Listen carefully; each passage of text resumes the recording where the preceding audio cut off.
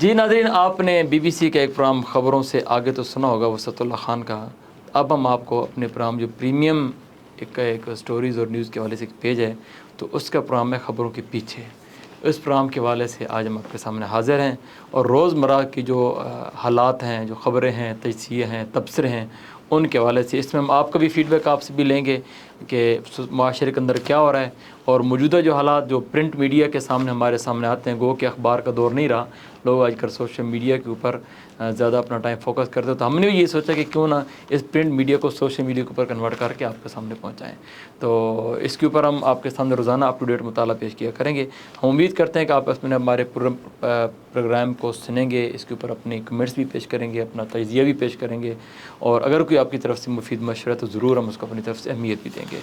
جی توقیر بھائی، تو کیا صورتحال ہے؟ آپ نے دیکھا ہوگا آج فائر وال بڑی ہر اخبار کی سرخیوں میں ہے. فائر وال جو انسٹال کی گئی ہے اور اس کا یہ کہا جا رہا ہے کہ یہ پچھلے تقریباً 2-3 دنوں سے یا 4 دنوں سے آپ محسوس کر رہے ہوں گے کہ سوشل میڈیا کے اوپر رفتار جو انٹرنیٹ کی وہ بہت ٹھیک ہو گئی ہے.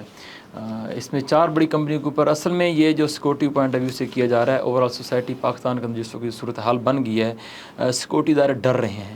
سوشل میڈیا کی کیفیت بالکل بے لگام ہوتا جا رہا ہے کہ سوشل میڈیا کے اوپر خصوصاً وہ لوگ جو ہیں پاکستان کے اندر ہی ہیں لیکن پاکستان سے باہر بیٹھے ہیں اور پاکستان کے اندرونی معاملات میں مداخلت کر کے ایک افراتفری کی کیفیت پیدا کر رہے ہیں. تو سوشل میڈیا کو کنٹرول کرنے کے لیے یہ ایک فائر وال لے کر آیا جا رہا ہے. مطلب کس طرح اس کو کنٹرول کریں گے آپ کے خیال سے؟ یہ تو ابھی ٹرائل بیس گورنمنٹ کا جو کہنا ہے وہ یہی ہے کہ ہم فلٹر کریں گے کنٹینٹ کو. میں تو اتنا بڑا پروجیکٹ ہے، 30 ارب روپے کا یہ پروجیکٹ ہے، بلکہ ایک اخبار میں پڑھ رہا تھا یہ 40 ارب سے زائد ہے. اب مختلف خبریں آ رہی ہیں چونکہ ابھی تک یہ پبلش نہیں ہو رہا اور اس کو پبلک کے سامنے نہیں لایا جا رہا اور نہیں اس کو پارلیمنٹ کے اندر ڈسکس کیا گیا ہے. لیکن یہ ہے کہ چونکہ اس کو ٹرائل بیس پہ بھی اپلائی کر رہے ہیں اور جس میں 4 بڑی کمپنیز ہیں، یہ یو فون اور ٹیلی نار ہے، جیز ہے، اور اس طرح کمپنی کو یہ ٹرائل بیس پہ لگا ہے جس کی وجہ سے نیٹ کی سلو ہو گیا ہے.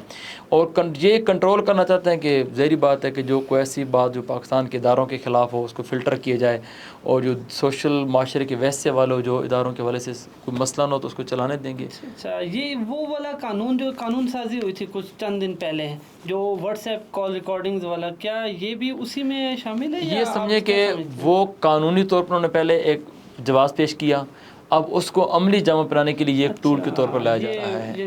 لیکن اس سے ایک مسئلہ آ رہا ہے، کاروباری طبقے سے پریشان. آپ کو پتہ ہے کہ کووڈ کے بعد ساری دنیا اب آن لائن ہونے جا رہی ہے، جتنے بزنس آن لائن ہو رہے ہیں.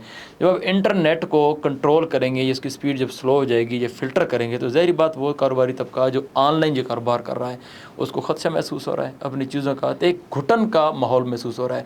یعنی یہ فلٹر کرنا کوئی آسان کام نہیں ہے اس وقت، اس جن کو کنٹرول کرنا. تو اس کا مطلب ہے یہ پی ٹی آئی اس بارے میں تو کہہ رہی ہے کہ یہ ہمیں کنٹرول کرنے کے لیے ایک نیا جی ویسے وہ تو ظاہری بات اس وقت نا خوف کی کیفیت کے اندر مبتلا ہے. وہ تو چاہے عزم استحکام کی بات کی جائے تو وہ یہ کہتے ہیں یہ بھی ہمارے خلاف ہے. یہ اس کو کیا جا سکتا ہے، یعنی حکومتی ادارے ان چیزوں کا ناجائز استعمال کرتے ہیں. یہ ہمیشہ، آج سے نہیں، یعنی اپوزیشن کے زبان کو دبانے کے لیے، بند کرنے کے لیے، ان کا سیاسی قد کم کرنے کے لیے اس طرح کے ہتھ کنڈے ہمیشہ استعمال ہوتے رہے ہیں کہ جو حکومت کے اندر ہوتا ہے وہ اپنی اپوزیشن کو دبانے کے لیے یہ چیزیں ٹول اس کو یوز کیا جا سکتا ہے. بس یہ کہ اگر یہ میرٹ پہ ہو، اگر ملکی سلامتی کے لیے ٹھیک ہے، اگر اسے کاروباری سسٹر بناؤ، لیکن آپ اس کو جواز بنا کے چلی ہے رسم کے، نہ کوئی سر اٹھا کر چلے، ایسا نہ ہو.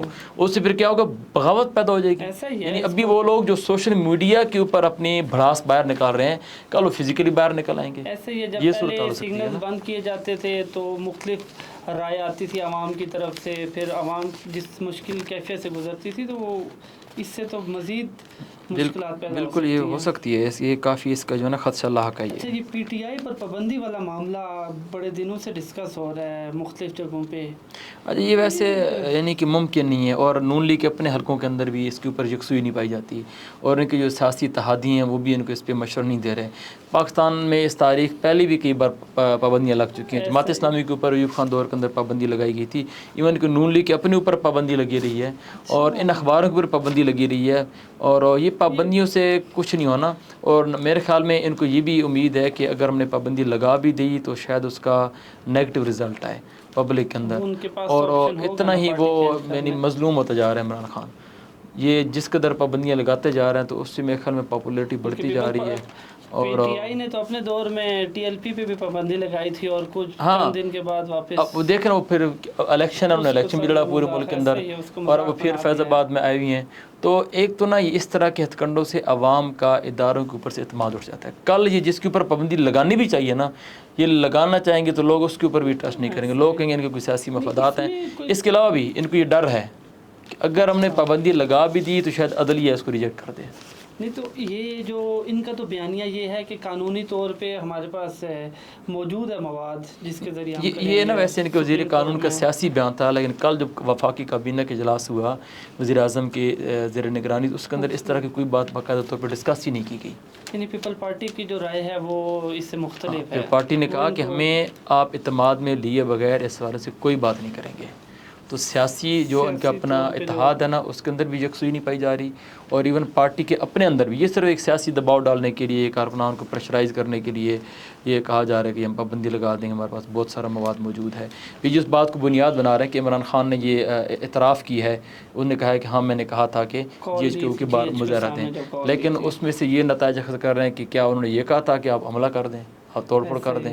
ایسے بات وہ ان کی اسٹیٹمنٹ نہیں ہے لیکن نکالنے کی بات کی جائے کیونکہ وہ بھی بہت بڑی اتحادی ہے. جب ایم کیو ایم تو ہر دور میں اتحادی ہے. ایم کیو ایم تو آپ سمجھے کہ اصل میں ایم کیو ایم وہ سیڑھی ہے جس کے بغیر حکومت نہ کھڑی ہو سکتی ہے نہ کوئی اوپر چڑھ سکتا ہے کرسی بس یہ کہ کراچی آپ تاریخ دیکھ لیں کہ میں صرف ایک دیکھ رہا تھا پورٹس اینڈ شپنگ کی منسٹری جس کی بھی حکومت ہے یہ منسٹری جو ہے نا یہ وزارت ایم کیو ایم کے پاس ہوتی ہے. شاید وہ کراچی سے ہیں کراچی میں ان کی طاقت اب یہ تو اس میں کیا یعنی وجہ ہے کہ ان کو رکھنے ساتھ لے کے چلنے میں ان کے لیے بڑی آسانیاں ہیں. یعنی ان کو آسانی سے جہاں لگایا جائے لگ جاتے ہیں جہاں سے توڑ جائے ٹوٹ جاتے ہیں. وہ ریزسٹ نہیں کرتے شاید زیادہ فرما بردار ہیں میرے خیال میں ایسے کی بات ہے. وہ جو پورٹ اینڈ شپنگ کی بات کی وہ یہ کراچی کی جو پارٹی ہے تو بیسیکلی ایک صوبے کی پارٹی ایک صوبے کیا ایک شہر کی پارٹی ہے تو اس وجہ سے بھی ان کو شاید ادھر ہی محدود کیا جاتا ہے. اصل میں پارلیمانی نظام میں اہمیت بڑی ہوتی ہے قومی اسمبلیوں کی نا جب وہ قومی گورنمنٹ بن رہی ہوتی ہے تو یہ لوگ سیاسی جوڑ توڑ میں حکومت بنانے گرانے میں ایک بہت بڑا کارڈ ہوتے ہیں. 4 سیٹیں 5 سیٹیں ان کے کارڈ کے طور پر ان کو یوز کیا جاتا ہے. اس کے ذریعے اس کے علاوہ بلکہ یہ بھی شاید سرخیوں میں لگی ہوئی ہے زرداری صاحب کی برتھ ڈے بھی منائی جا رہی ہے. یہ دیکھنا یہ ہمارے ملک میں ہونے والا ہے. اب یہ وہ سنا ہے کہ علامہ اقبال کے مزار پہ جا کر کہ وہ بیچارے بھی کہیں گے مجھے کتنا کہ ڈسٹرب کہ یہ پاکستان ہے جس کا میں نے خواب دیکھا تھا. یہ وہی پیپل پارٹی ہے جو 300 یونٹس دے رہی تھی. آج عوام کی جو حالات ہیں آپ بجلی کے بلوں کے اوپر اور آج وہ پیپل پارٹی میں آپ کو بتاؤں کہ جو آئی پی پیز کے سارا اس کا شور مچا ہوا ہے اور اس کے اوپر پی پی بھی خاموش ہے نون بھی خاموش ہے ٹھیک ہے ہمارے ادارے بھی خاموش ہیں. اس لیے ان کے حصے ہیں یہ شراکت دار ہیں یہ بینیفیشریز ہیں سارے. تو سوری میں آپ کی بات ٹوک رہا ہوں نا کہ یہ انہوں نے ہر حالت میں جشن منانا ہے. حالانکہ اس کی حالت دیکھو میں عمر اس کی کتنی ہے اور بچوں کی طرح جناب سالگرہ منائی جا رہے ہیں. ملک کی حالت کیا ہے ان کی ٹھیک ہے سانس سے لینے جاتے ہیں اور ہم جناب سالگرہ منانے کے لیے وہ بھی علامہ اقبال کے مزار پہ جا کر. بلکہ خان وہ پچھلے پی ٹی آئی دور کے اندر تو زرداری صاحب لاٹھی پہ آ گئے تھے اب تو دوبارہ تقویت مل گئی ہے. اب وہ انہوں نے سارے پکڑائے ہیں نا جی جن چھڑیوں کے اوپر چڑھ کے یہ ایوان صدر کے اوپر آئی ہوئی ہیں. صحیح ہے. میں تو اس دن وہ تصویر دیکھی جس دن 23 مارچ والے دن ان کو گارڈ آف آنر پیش کر کے جھنڈا پیش کی جا رہا تھا. میں نے کہا کیا اتنا بڑا پاکستان ہے 24 کروڑ آبادی کا ملک ہے ایٹمی پاور ہے اور کیا نمونے اس ملک کے اوپر مسلط ہو چکے ہیں جی. اچھا 9 مئی بہت چل رہا ہے جی. اخبار کوئی دن ایسا اخبار کا نہیں ہے جس میں 9 مئی کا ذکر نہ ہو. بڑا ہی بس یہ میڈیا ہے آپ چاہیں تو 9 مئی کو بڑا کر دیں آپ چاہیں تو 12 مئی کو گھٹا دیں. ایسا ہی ہے. حالانکہ وہ 28 مئی جو ایٹمی دھماکے کا دن تھا یوم تکبیر کا دن تھا. پھر 12 مئی آپ کو یاد ہے کہ سپریم کورٹ کی چیف جسٹس افتخار چودھری کراچی میں گئے تھے اور اس وقت مشرف صاحب یہاں حکمرانی کر رہے تھے. انہوں نے مکے لہرائے تھے اور وہاں دن دہاڑے کتنے بندے مارے گئے تھے ٹھیک ہے. اور 12 مئی دب گیا کوئی وائرس نہیں ہے اس کا. اور اب 9 مئی تو وہ جس دن کو چاہیں بڑا کریں چھوٹا کریں جس کا قد اوپر کریں یہ میڈیا کے اختیار کے اندر ہے جس کو ہائی لائٹ کریں. تو 9 مئی ظاہری بات سانحہ تو بہت بڑا ہے ملک کی تاریخ کا سیاست کے حوالے سے ایک وہ یعنی کہ وہ جو رخ مڑا ہے انتشار ہوا ملک اندر جو اداروں کے اوپر ڈائریکٹ یعنی کہ عوام اور ادارے آپس میں آمنے سامنے آ گئے، یہ ملک کی استحکام کے لحاظ سے تو بہت خطرناک چیز ہے نا۔ اس کا فیصلہ ہونا ممکن ہے، کیا سمجھتے ہیں 9 مئی کے حوالے سے؟ میں تو یہ سمجھتا ہوں یہ جب آپ وہ طاقت کے ذریعے کسی کو دبانے کی کوشش کریں گے نا تو ریئیکشنز خطرناک آئے گا۔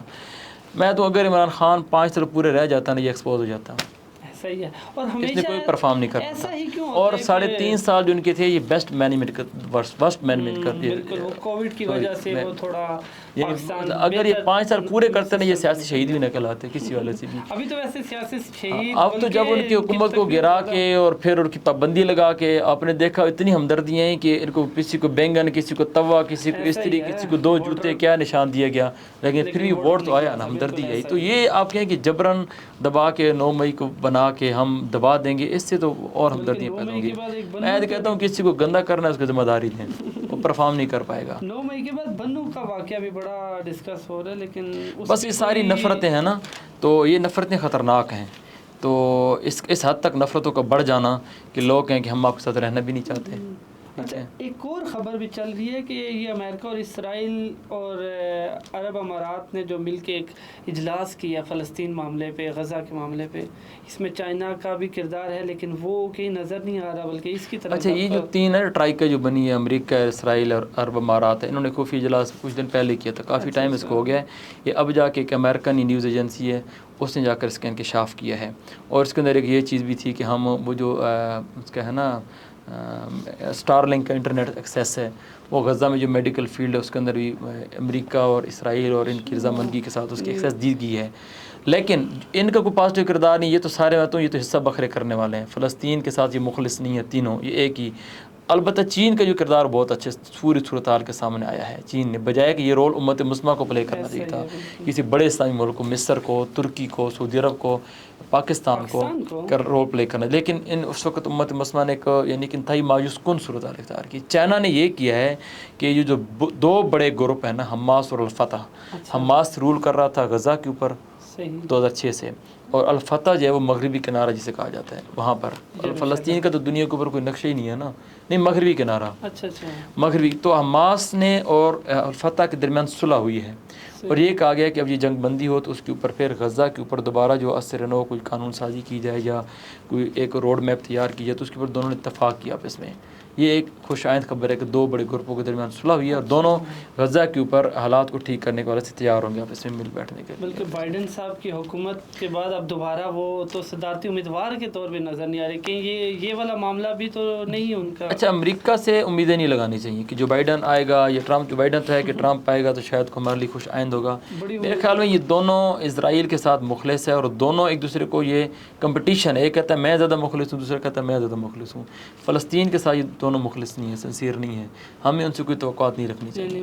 یعنی اب چائنا ہی آخری امید ہے غزہ کے مسلمانوں۔ چائنا کیا ایک ظاہری بات بڑی پاور ہے نا، حماس نے خود کہا ہے کہ ہمیں کسی چھوٹے کمزور ملک کی گارنٹی کے اوپر یقین نہیں ہے، کوئی بڑا ملک جو ہے اسے پاکستان بھی آ رہا ہے۔ پاکستان اس وقت تو انتہائی کمزور موقف رہا ہے نا، یعنی 2 اسٹیٹ تھیوری کا موقف ہمارا کبھی نہیں رہا پاکستان کا، یعنی فلسطین تو ہمارے ڈی این اے کا حصہ تھا، یہ ہماری تاریخ ہے، قائد کے اس کے اوپر ہمارا، ہم نے تو یہ جو 70s کی وار کے اندر ہم نے اپنی ایئر فورس بھیجی تھی، ہم نے پریکٹیکلی اس کے اندر حصہ لیا تھا، اور ہمارا لیکن اب جا کے یہ چونکہ امریکہ کی یہ پالیسی ہے 2 اسٹیٹ تھیوری کی، باقی قوتوں کی، سعودی عرب کی یہ پالیسی ہے، دبئی کی یہ پالیسی ہے، تو پاکستان کی اس وقت اپنی کوئی پالیسی نہیں ہے، پاکستان انہی کی پالیسی کے اوپر اپنی پالیسی بنا رہا ہے۔ تو یہ 2 اسٹیٹ تھیوری کا پاکستان نے بھی کہا کہ 62 سے پہلے جو سرحدیں تھیں ان کے اوپر تقسیم کی جائے، اور اس کا لیکن جو سینٹر ہے نا فلسطین کا وہ القدس ہونا چاہیے، یہ موقف ہے پاکستان کا۔ اس وقت جو یروشلم ہے، جو القدس ہے، وہ اسرائیل کے کنٹرول کے اندر ہے، لیکن اسرائیل یہ بھی نہیں مانتا، یہ بھی نہیں مانتا، اس پہ بھی نہیں آ رہا بالکل۔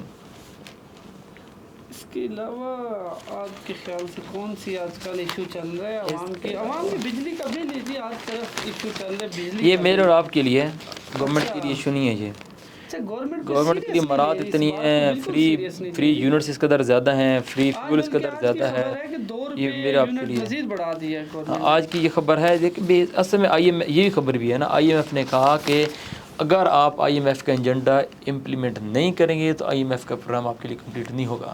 سیاسی مسائل یہ آپ کی پریشانی، ہماری پریشانی نہیں ہے۔ لیکن کیا یہ جو بجلی کے بل IMF اس کے اوپر پورا کنٹرول رکھ رہا ہے؟ IMF دیکھیں اس کو کہتا ہے مانیٹرنگ فنڈ. یہ پیسے دے کے بھول نہیں جاتا, اچھا پیسے دے کے ساتھ اپنی پالیسی بھی دیتا ہے. صحیح. یہ میں پیسے دے رہا ہوں, یہ ادھر لاؤ, یہ ادھر لگاؤ, ادھر لگاؤ. انہوں نے صرف یسر کرنی ہوتی ہے. کچھ تھوڑی بہت یہ چوری کر لیں تو کر لیں اپنی طریقوں سے, ایسا ہی ہے, آگے ٹینڈر اس جاتے ہیں حوالے اس سے. میں کر سکتے ہیں. لیکن مقروض بندے کی یہ بکاری کی کون سی مرضی ہوتی ہے, ٹھیک ہے, جو قرض دیتا ہے وہ پالیسی بھی اس دیتا ہے. سے نکلنا بھی مشکل ہے, اور مشکل نہیں ہے, مشکل ان لوگوں کے بلکہ لیے نواز شریف جو صاحب کا بینیفیشریز پچھلا ہیں. بیانیہ تھا کہ ہم نے IMF کو خیر آباد کہہ دیا تھا. آپ دیکھیں یہ جو حافظ نعیم صاحب کی کیلکولیشن ہے, جو فگرز کے ساتھ آج کل بات کر رہے ہیں, یہ بڑی اچھی بات ہے کہ 5 ارب روپے کا جو ٹیکس ہے نا, وہ اشرافیہ سے لیے گئے, صنعت کاروں سے, سرمایہ داروں سے, اور 35 ارب روپے کا جو ٹیکس ہے وہ عام پبلک سے لیے گیا, تنخواہ دار طبقے سے لیے گیا ہے. یعنی ظلم کی انتہا دیکھیں آپ, اور پھر انہی کے اوپر آپ بجلی کی بل بڑھا رہے ہیں, یہ سارا کر رہے ہیں. تو یہ مسئلہ حل ہو سکتا ہے, IMF سے نکلا جا سکتا ہے. آپ مراد ختم کریں. IPPs اور IMF ہی مل کے جو ہے عوام کے اوپر ایک بم باندھ رہا ہے. اصل میں IMF تو چلو یہ ہے کہ ایک باہر کا ادارہ ہے نا, ہاں وہ تو پیسے دے رہے اور اپنا وہ باہر آپ اس کے پاس جاتے ہیں, وہ کوئی بھی دیتا ہے, پیسے دے گا, پالیسی دے گا ساتھ. لیکن IPPs تو ہمارے اپنے ہاتھوں اپنے یعنی اوپر اپنے پاؤں کو لاڑی ماری ہے. اچھا, ٹھیک ہے, لیکن اس میں میری کس بات کا کردار زیادہ ہے؟ اس میں آغاز تو شروع میں تو یہ پیپل پارٹی نے کیا تھا, لیکن پھر اس ظلم کو نون لیگ نے بھی جاری رکھا, کاف لیگ نے بھی جاری رکھا, PTI نے بھی اس کے اوپر کوئی ایکشن نہیں لیا. یعنی حصہ بقدر جسہ ہے, بچے کا کوئی نہیں. اچھا, مشرف دور میں بھی اس کو, مشرف دور میں بہت زیادہ, جو کوئی لمبا دور عامر تھا, کوئی پوچھنے والا نہیں تھا, تو مشرف دور کے اندر ہی جا کر اس کی تعداد بڑی ہے. 35 وقت ہو چکی نہیں IPPs کے ساتھ. اس وقت تو 75 کمپنیز ہیں. میں آتا ہوں, آپ کی جو برآمدات نہیں بڑھ رہی نا, ایکسپورٹ نہیں بڑھ رہی, اس کی بہت بڑی وجہ آپ کی بجلی ہے. کاسٹ آف پروڈکشن جو ہے یہاں پر بہت زیادہ بجلی کی وجہ سے ہے. ایک رپورٹ کے مطابق وابڈا جو ہے وہ پانی سے تقریباً 60% سے زائد بجلی بنا رہا ہے. یہ تو, اور آپ پھر IPPs کیا ان سے کیا لے رہے ہیں؟ اصل میں IPPs میں کون ہے؟ IPPs میں آپ کے حکمران ہیں, ان کو کیا غرض ہے وابڈا سے؟ دیکھیں یہ تو مسئلہ ہی اس کو حل کرنے میں. پاکستان میں تو کئی ایسے مقامات ہیں جہاں بجلی پیدا کی جا سکتی ہے. اچھا, سولر پہ اتنی تیزی سے لوگ کنورٹ ہو رہے ہیں نا, لوگ اتنی تیزی سے کنورٹ ہو رہے ہیں کہ لوگ بہت دیکھیں نا, یہ بہت کاسٹ, اسے کہتے ہیں cost effective source of energy ہے, اور آپ کے اپنے کنٹرول کے اندر ہے.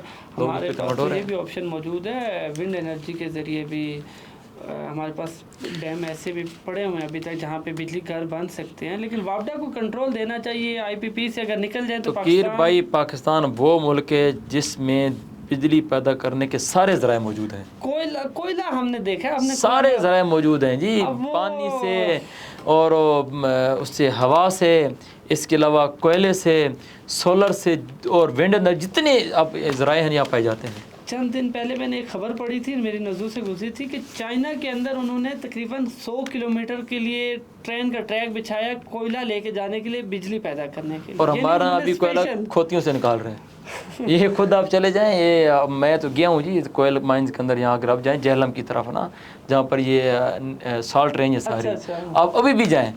پرانے زمانے میں ہم رہ رہے ہیں, یہ پاکستان بننے سے پہلے کی کہانی ہے, کئی کلومیٹر لمبی ہے اندر, اور ہم جناب وہ خچروں کے ذریعے سے اور گدھوں کے ذریعے سے لایا جا رہا ہے. اور دنیا میں تو اتنا ایڈوانس ہو چکا ہے سسٹم, اللہ نے ہمیں سب کچھ دیا لیکن ہم اس کو سنبھال نہیں سکتے. بندے اس کو بلیک گولڈ کہتے ہیں. ایسا ہی ہے بالکل اس کوئلے کو.